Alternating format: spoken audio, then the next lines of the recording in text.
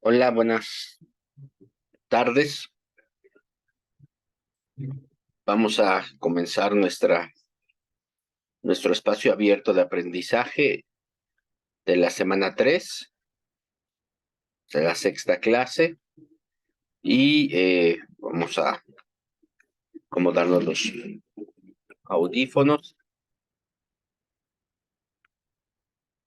para la sesión y esperar a ver si bien entra. Bueno, el día de hoy les había comentado, vamos a profundizar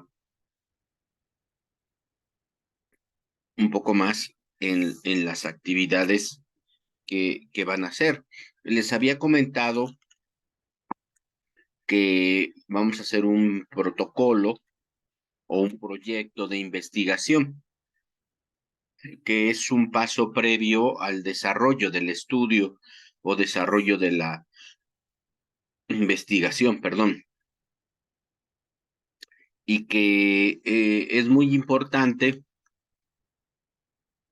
para la planeación de los trabajos que hacen los investigadores. Eh, Hay varias formas de hacer protocolos, de hacer proyectos de investigación. Se utilizan, como les dije, pues para poder desarrollar un mejor trabajo, un mejor planeado.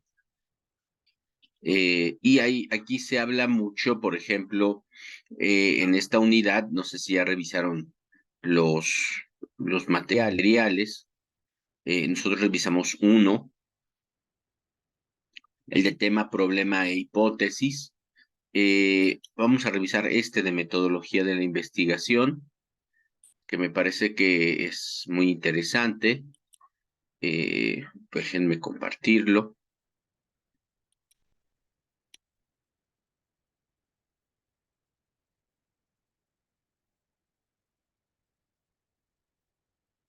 Este es. Bueno, son muy buenos los materiales de la prepa, es importante que los revisen. Eh, y bueno, tiene que ver con términos de la ciencia que son para todas las disciplinas que hacen un trabajo de ciencias, ya sea ciencias sociales, ciencias naturales, como se conocen, porque en ambas, aunque son diferentes objetos de estudio, en las ciencias sociales se trabaja con personas de diferentes culturas, entonces, pues ahí no todo está dicho. eh, no todo es tan fácil como se ve o se piensa que trabajar con objetos, con cosas de la naturaleza, en donde pues parece ser que las leyes de la naturaleza aplican en todo el mundo, eh, pero en las ciencias sociales no. Por ejemplo, estaba leyendo hace rato un libro que habla sobre Internet y las plataformas que usamos ahora, muy común, y dicen, bueno, no sabemos cómo es que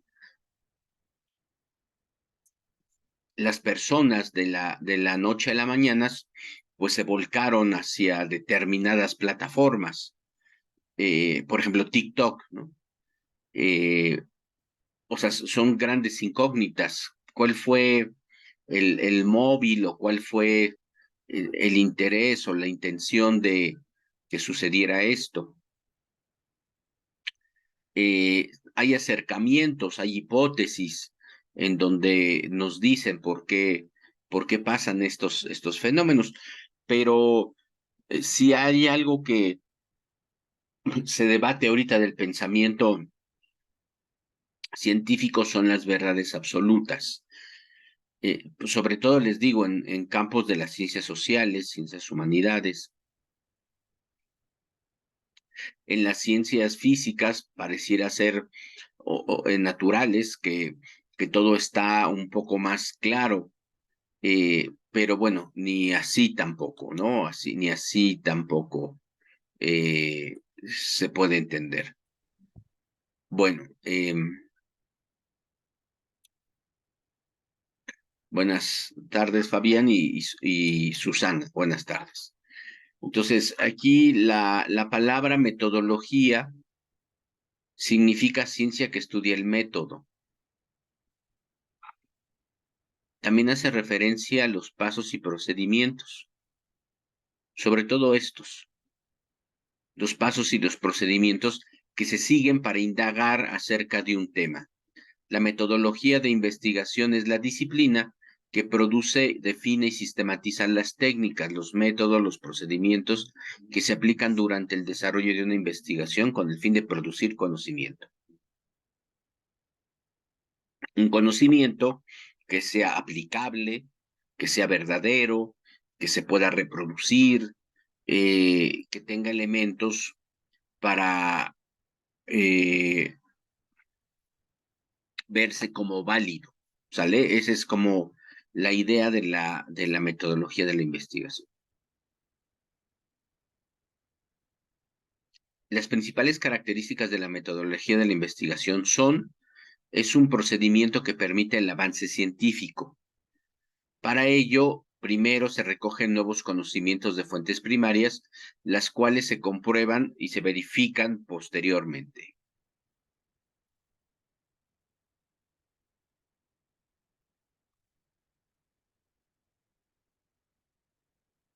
Perdón. Esto es muy importante, lo de fuentes primarias, porque eh, todo conocimiento que se produce, primeramente se reproduce. Esto es, primeramente se habla de lo que hay, ¿sale? Se habla de lo que existe. Y si yo estoy buscando eh, explicar una situación de otra manera, con otras lógicas, primero retomo esto y después hago mi trabajo de trabajo de explicación, de experimentación, también podríamos decirlo, de análisis empírico para generar y comprobar posteriormente ciertas ideas, ¿no? Esto es muy importante tomarlo en cuenta. Fuentes primarias, ¿no? Por eso en este protocolo les preguntan a ustedes, o este proyecto les preguntan a ustedes, dime tres disciplinas en las que te basas, que como ustedes lo saben, pues las disciplinas son las que aportan previamente estudios, reflexiones sobre ese tema y se mezcla, es un saber multidisciplinario que permite ese saber multidisciplinario eh, ver un problema desde diferentes puntos de vista. Yo, por ejemplo, me llamaba la atención que muchos de los trabajos que he revisado aquí en la prepa, cuando hablamos de la legalización de la marihuana, no ponen la disciplina del derecho. Y yo digo, bueno, ¿por qué no? O sea, si es la que estudia las leyes, es la que debate sobre la generación y construcción de leyes. Entonces, ¿por qué no me ponen derecho? ¿No? Luego me hablan acerca de la contaminación ambiental, los problemas, y me hablan de historia, de economía, este, sociología. Pues sí, pero si estamos hablando de la contaminación y yo quiero darle una respuesta, una solución,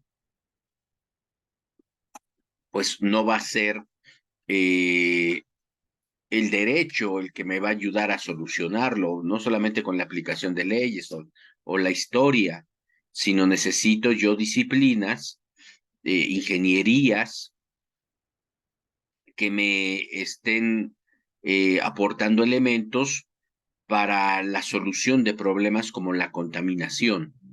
¿Sale? Entonces aquí hay que tener mucho cuidado con este punto.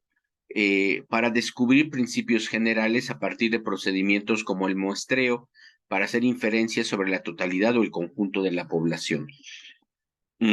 Esto que hablo es sobre todo, bueno, es cuantitativo y también cualitativo, pero tradicionalmente los muestreos son de orden estadístico. Un muestreo es, como lo dice el término, una muestra de la población. Es muy difícil investigar a toda la población. Hoy estaba viendo un programa de análisis político y decían, bueno, pues es que es muy complicado que les pregunten a todos los que apoyan a Morena eh, quién quiere que sea su candidato. O sea, se invierte mucho dinero, se invierte mucho tiempo, es como organizar elecciones, y pues organizar una elección para millones de personas, son los que están afiliados a Morena, pues es complicado. Entonces, lo que hacen ellos es, pues deciden que una técnica como la encuesta haga ese trabajo, ¿no? Es un proceso técnico, en donde los especialistas en estos temas, bueno, hay especialistas en muestreo, o sea, para esto toman un universo, cuánta gente tiene credencial de electores mayor de 18 años y puede votar. Ya cuando tengan ese universo, le aplican una fórmula estadística para hacer un muestreo eh, válido que represente la totalidad del universo, o sea, el conjunto de la población. ¿Sale? Y ya con ese muestreo, pero no solamente es numérico, porque, por ejemplo, si me dicen, pues tienes que hacer una encuesta de eh, 50,000 personas, pues digo, ay, pues voy a la Ciudad de México y la hago. No, porque la Ciudad de México no representa todo lo que la gente puede pensarse en el país. Entonces ahí es cuando empiezan a ese muestreo, lo empiezan a distribuir en el interior de la República, ¿sale? Y hacen cuotas. Entonces, pero fíjense, hay muestreos que con 1,000 personas, ¿eh? 1,000 personas, creo que ahorita los de Morena fueron de 11,000 personas o 12,000 personas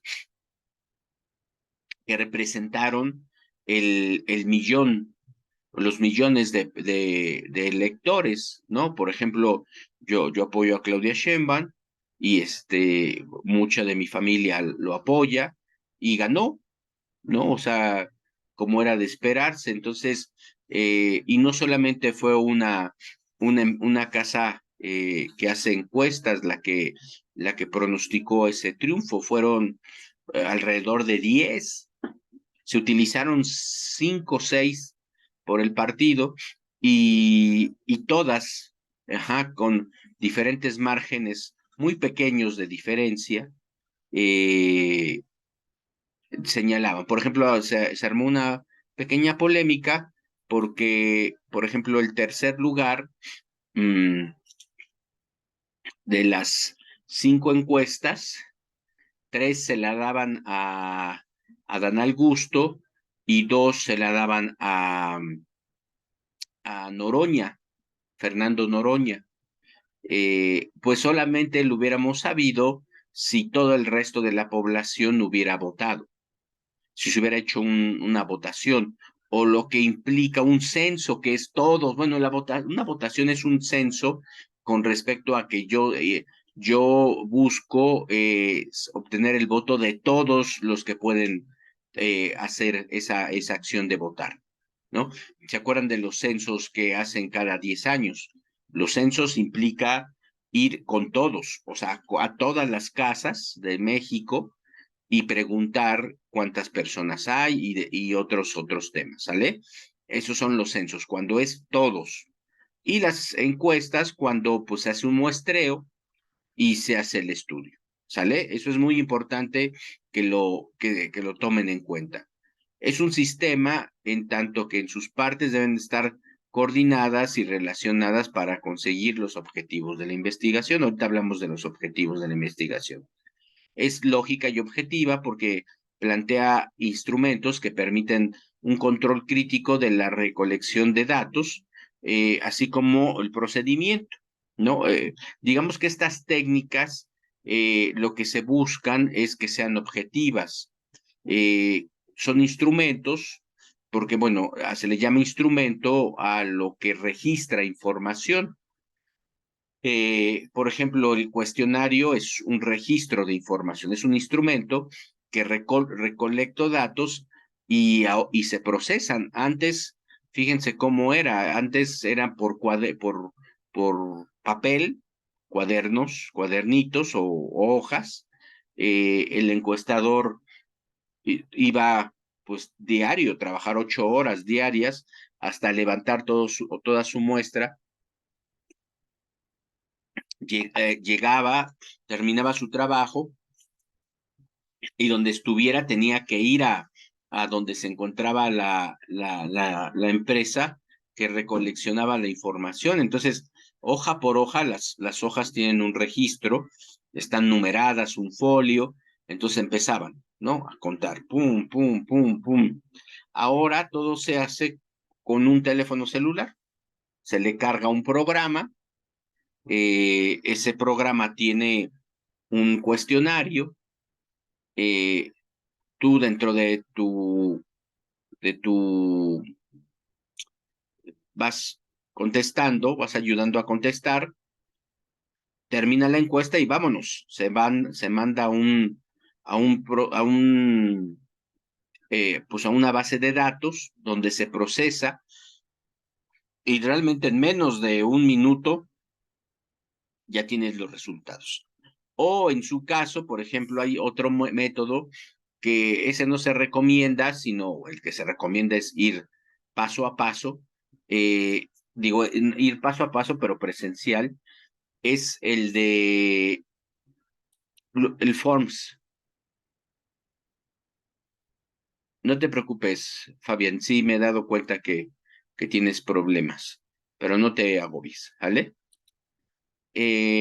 Entonces, ya automáticamente se hace.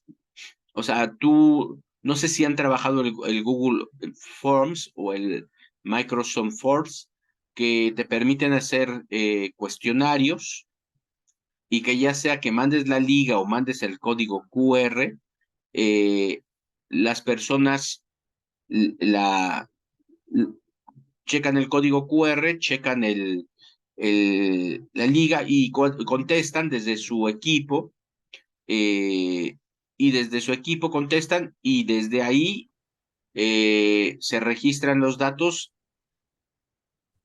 y ya tenemos resultados. ¿Sale?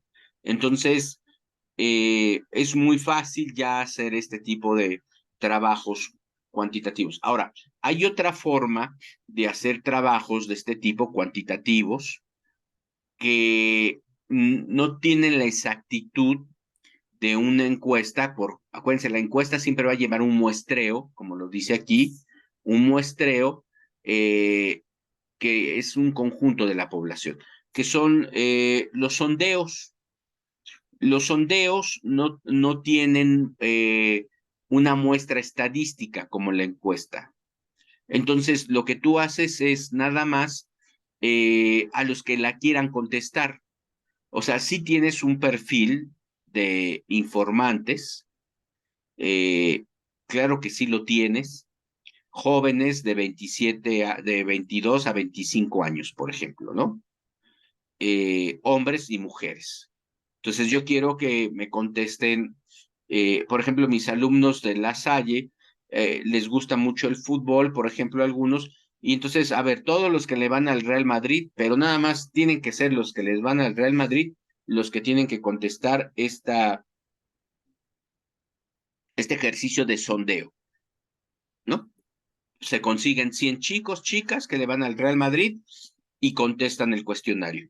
Ese fue un tema sobre comunidades virtuales, que no sé si sepan lo que son comunidades virtuales, son grupos que se hacen en las redes sociales, grupos cerrados que uno no puede entrar si no te permiten el acceso. ¿Y cuál es, por ejemplo, el requisito? Pues que le vayas al Real Madrid, ¿no? Por ejemplo. Yo, yo estoy en uno de fútbol americano, yo le voy a los Delfines de Miami, y me hicieron preguntas, me hicieron preguntas para entrar, ¿no? Para saber si sí era aficionado a los Delfines. Pues desde los 10 años soy aficionado a los Delfines de Miami. ¿Qué me quieren preguntar esos chamacos? Pero bueno, es el criterio, pues, ¿no? Pero son sondeos ahí, ¿sale? Entonces, bueno, todo esto es una metodología de la investigación, ¿sale? Estos procedimientos, estos caminos que se señalan. Ahora, el proceso, esto lleva un caminito, ¿no? Lleva un caminito que es importante. El objetivo de realizar una investigación es aplicar o resolver un problema. Explicarlo en algunos casos, resolverlo, a veces los investigadores no tienen la capacidad de resolver. Pues yo quiero resolver la pobreza en México y yo voy a hacer una investigación para dar elementos para resolver la pobreza en México. Pero pues, yo no tengo la capacidad para resolverlo, ¿no? Pues yo soy un maestro, nada más que me dedico a eso, a la docencia, y mi área de eh, intervención no está en resolverla, pero la puedo explicar, o sea, sí puedo explicarla, eh, no es mi área tampoco de especialidad, pero conozco amigos, conozco maestros que ellos me pueden decir qué libros puedo leer, los leo y lo explico. ¿Sí me explico? O sea, valga la redundancia, sí, sí se puede hacer.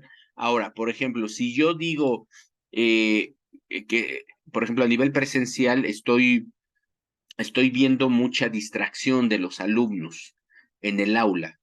Incluso una maestra ayer me estaba diciendo, salió enojada del grupo porque captó a unos estudiantes que estaban viendo una película. Eh, yo sí puedo hacer una investigación para resolver el problema de la atención del alumno en el aula, por ejemplo, ¿no? Ok, Ana, ¿qué tal? Bienvenida. Me da mucho gusto que nos acompañes, Ana. ¿Sale? Qué bueno que te conectaste. Eh, entonces, ahí sí yo tengo una área de intervención, porque pues ese es mi trabajo, ¿sale? Entonces, ahí sí puedo yo trabajar lo que sea. Bueno, empezamos con la formulación de un problema. ¿Se acuerdan que en esta actividad que van a hacer ustedes, que si no mal recuerdo es las 5, el problema se los estoy pidiendo como una pregunta?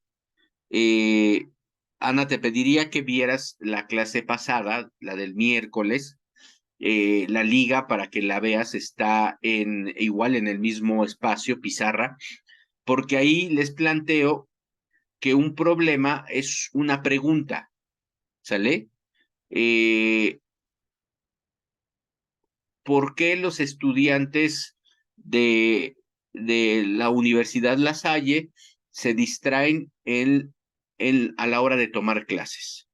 ¿No? O cuáles son los factores que hace que los alumnos se distraigan cuando toman clase.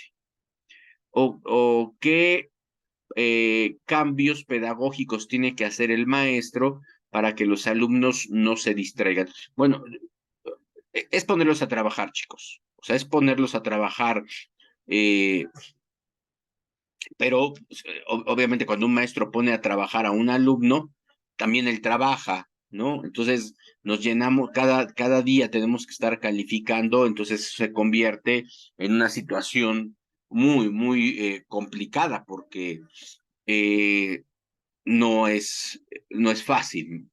Bueno, eh, resolver un problema que se presenta en nuestra realidad. Para lograrlo se desarrollan una serie de actividades que en ocasiones pueden llevarse a cabo simultáneamente. Podemos agrupar estas actividades en fases o etapas, ¿sale? Bueno, de la pregunta no hay duda, Susana, Ana, Fabián, de lo que por qué hacer preguntas de investigación. O sea, la pregunta, digo, el problema se redacta en forma de pregunta, ¿sale? Ahorita, si me da tiempo, vuelvo a hablar de un documento que está aquí en internet, aquí en nuestra plataforma, pero es la pregunta, ¿sale? Bueno, se formula la pregunta, ¿no? A ver, yo puedo decir, ¿cuáles son los factores que distraen a los alumnos en el aula? Hago una delimitación de mi marco teórico. Esto quiere decir que tengo que buscar autores que se hayan formado la misma pregunta o de manera similar y que su objeto de estudio sea los alumnos que se distraen en clase. Entonces, yo leo, ¿no? Para empezar, pues me tiene que decir, tengo que entender qué es distracción en clase. Tengo que buscar una definición de distracción en clase. Tengo que saber cuántos tipos de alumnos distraídos hay. Hay el que se distrae viendo un partido. Me ha tocado alumnos que están viendo partidos de fútbol, ¿no? Hay alumnos que están viendo series, hay alumnos que están viendo redes sociales, ¿no? O sea, ahí podemos señalar tipologías, ¿no? O reflexiones en un sentido teóricas en donde me diga cuáles son los problemas de un alumno distraído, por ejemplo, ¿no? ¿Qué problemas genera? Por ejemplo, yo les puedo decir, no entienden las instrucciones. Entonces, antes las repetía, pero ahora mejor las pongo en el pizarrón, en una diapositiva. Eh, Prof, no entendí. Ahí están las instrucciones, ¿no? Eh, y de esa manera, pues yo puedo adentrarme más en el fenómeno. El fenómeno lo entiendo eh, leyendo lo que dicen los autores. Selección y ejecución de la investigación. Pues a mí me interesaría, pues, platicar con los alumnos, o sea, a ver, ¿qué está pasando? Eh, ¿Por qué ellos se distraen en esa clase? Los contenidos no les interesa, la clase es aburrida, eh, la clase creen que la pueden pasar fácilmente, eh, tienen la capacidad de estar viendo un programa y poner atención. Tengo que escribir, tengo que hacer un trabajo de campo, ¿sale?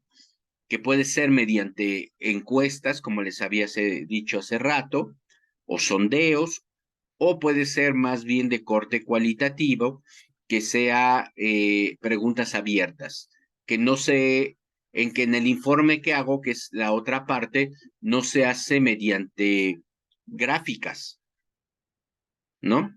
Eh, que son informes de datos estadísticos y explicaciones. En los métodos cualitativos se trabajan más mapas, como mapas mentales, redes semánticas, ¿no? Algo así como esto, ¿no? En donde das las explicaciones. Pero la tradicional es eh, la, los datos estadísticos, ¿sale? Aquí, entonces, no sé si hasta ahorita hay alguna duda, alguna una situación, alguna, problema.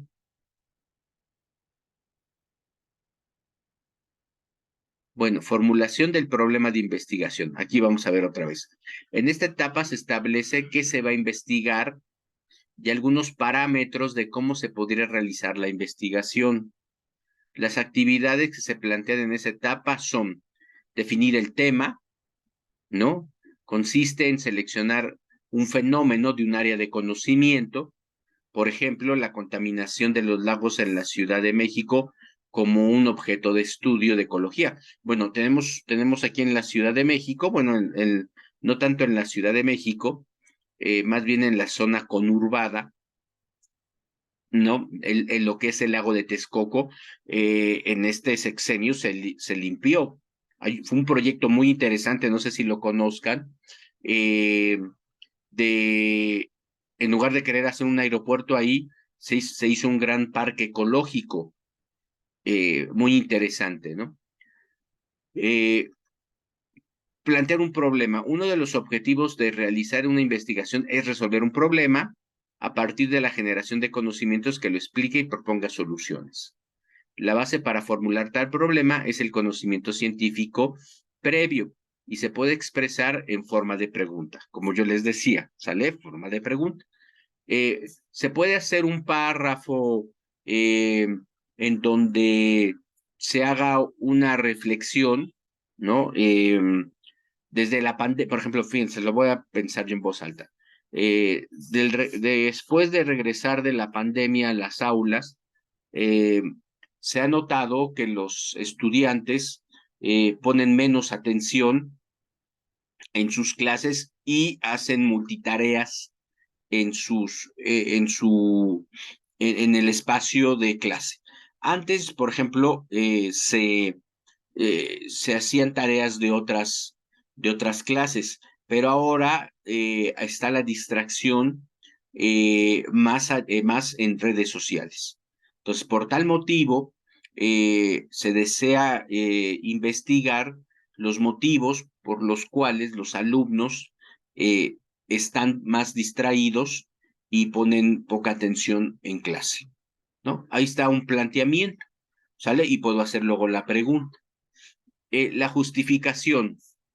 Eh, la justificación es la necesidad de investigar, ¿no? Y que tiene que ver un poco con el aporte de ese trabajo, por qué es importante, por qué es necesaria, los motivos de resolver el problema de investigación. O sea, bueno, ¿por qué es importante resolver esta situación de que el alumno se distrae?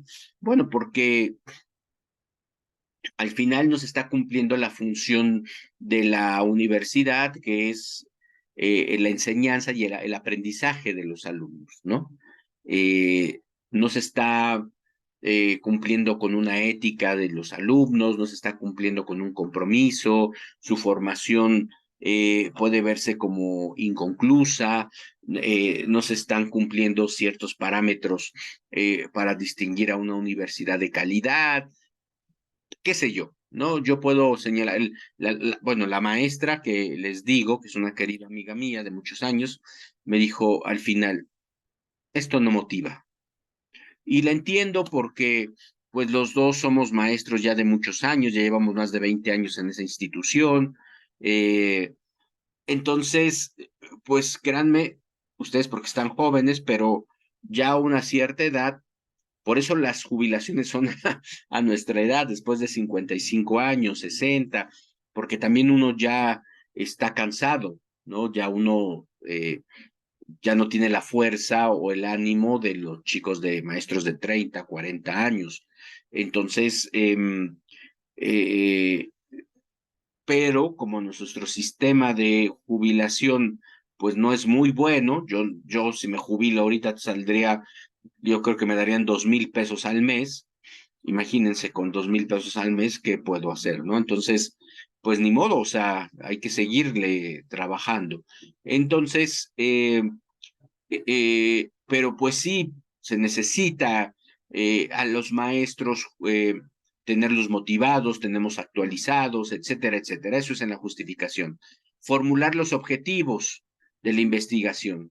Consiste en definir los resultados que se pretenden alcanzar. Un objetivo es orientador, ya que éste dirige todas las acciones de investigación. No, hasta aquí no sé si tengan alguna duda, algún comentario que quieran hacer.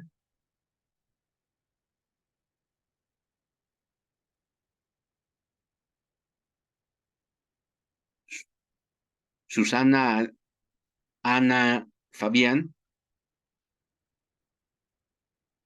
¿no? Bueno, eh, ok. Miren, como yo uso Zoom, uso el de gratis 40 minutos. Entonces, nos va a sacar en 6 minutos y con la misma liga volvemos a entrar, ¿sale? Para que terminemos la sesión. Bueno, delimitación del marco teórico. Lo que les dije, pues lo que se te ocurra, Ana. Puedes hacer una pregunta de donde tengas tú una duda o puedes hacer una pregunta para profundizar más en algún tema, ¿no?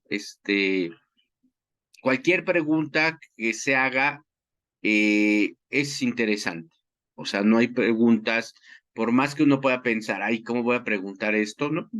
O sea, dentro de la educación, las preguntas siempre tienen un valor independientemente de lo que se digan. Entonces, puedes preguntar una duda, puedes preguntar una inquietud, simplemente hacer un comentario, ¿sale? Ese es como la función de las preguntas.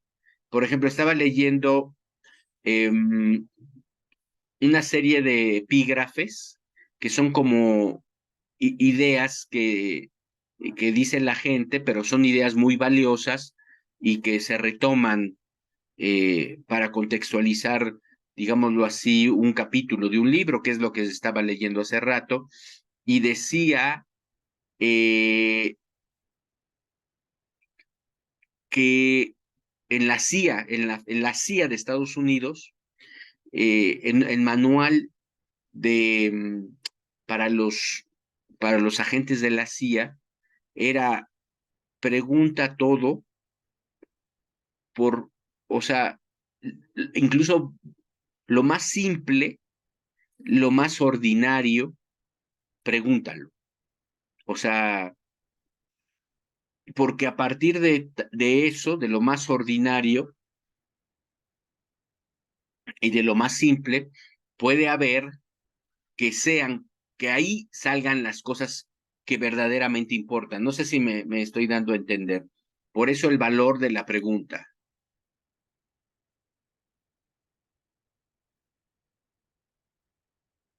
Ok, si quieres en el otro bloque, eh, yo te la explico, ¿sale?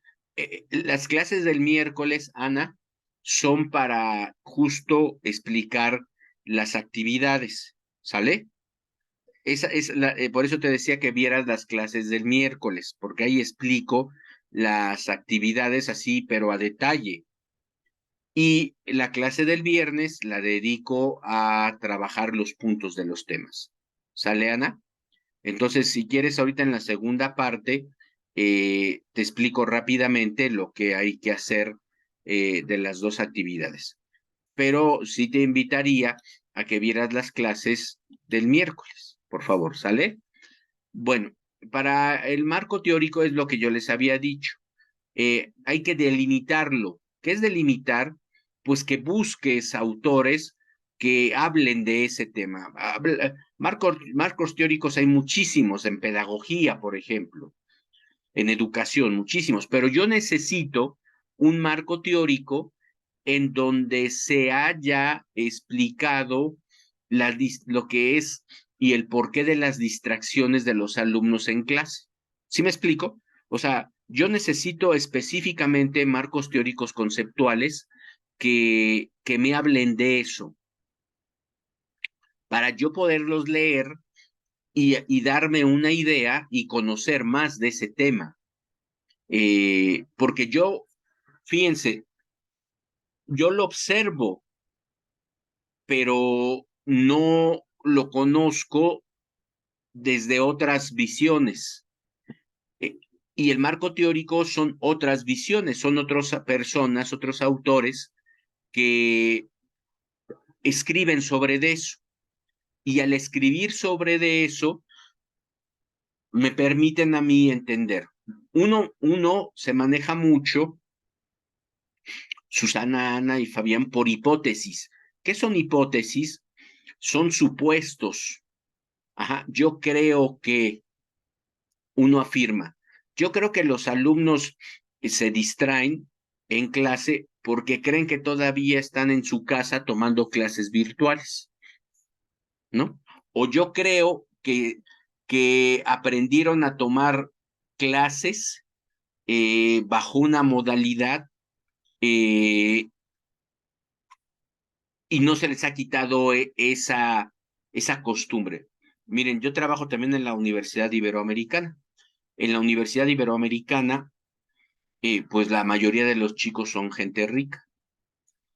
Un alumno me dijo, no, prof, en la prepa, pues yo me iba arriba al edificio, a la piscina, ponía la computadora o el teléfono y me ponía a tomar el sol.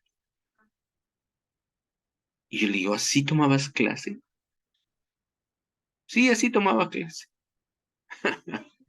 Entonces dices, bueno, o pues no, así no se toma clase, ¿no?